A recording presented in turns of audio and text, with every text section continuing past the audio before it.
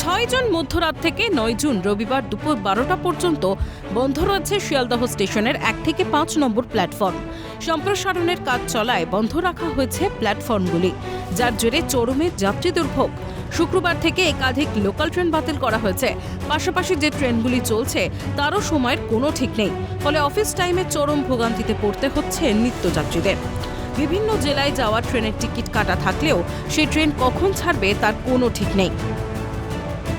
আমরা জানি যে পূর্ব রেলের পক্ষ থেকে পূর্বেই ঘোষণা করা হয়েছিল যে 6 জুন মধ্যরাত অর্থাৎ রাত 12টা থেকে 9 জুন দুপুর 2টো পর্যন্ত শিয়ালদার 5টি স্টেশন 1 নম্বর, 2 নম্বর, 3 নম্বর, 4 নম্বর এবং 5 নম্বর যে প্ল্যাটফর্ম রয়েছে সেই প্ল্যাটফর্মে ট্রেন চলাচল বন্ধ থাকবে। তার কারণ 12 বগির যে ট্রেনগুলি রয়েছে সেই ট্রেনগুলিকে যাতে এই প্ল্যাটফর্মগুলিতে প্রবেশ করানো যায়, যাত্রীদেরকে আরও যাতে সুবিধা বাড়িয়ে দেওয়া যায়, সেই চেষ্টা এই মুহূর্তে পূর্ব রেলের তরফ থেকে করা হচ্ছে। দাঁড়িয়ে রয়েছেন?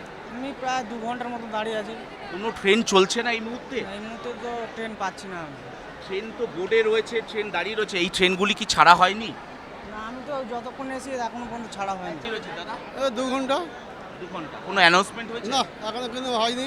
ওখানে গিয়ে জিজ্ঞাসা করলাম, বললো কোনো ঠিক নেই। কোনো ঠিক নেই। কে দাঁড়িয়ে রয়েছে? আমরা তো বিধাননগর নেমে হাঁটতে হাঁটতে শিয়ালদায় আসলাম। আমরা রামপুরহাট যাব।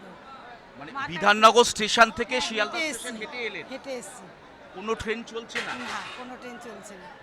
রামপুরহাট যাবেন, তার জন্য যে গাড়ি নির্ধারিত রয়েছে সেটি কি চলছে? বলছে তো 8টার সময়, কিন্তু 8টা তো বেজে গেছে। এখন দেখি, ওয়েট করি। রেল কর্মীরাও যাত্রী ভোগান্তির কথা স্বীকার করে নেন। লোকাল ক্যান্সেল আছে, ওই জন্য ভিড় হচ্ছে। লোকালগুলো ক্যান্সেল হ্যাঁ হচ্ছে? হ্যাঁ, ওই জন্য। একটা বিষয়, এই যে ট্রেনগুলো দাঁড়িয়ে রয়েছে এগুলো ট্রেনের টাইম দেওয়া হয়েছে কিন্তু এখনো পর্যন্ত ছাড়া হয়নি, এগুলো কি ছাড়া হবে? হ্যাঁ হ্যাঁ, কাজ চলছে, ছাড়া হবে। ছাড়া হবে, কিন্তু টাইমে কোনো ঠিক নেই।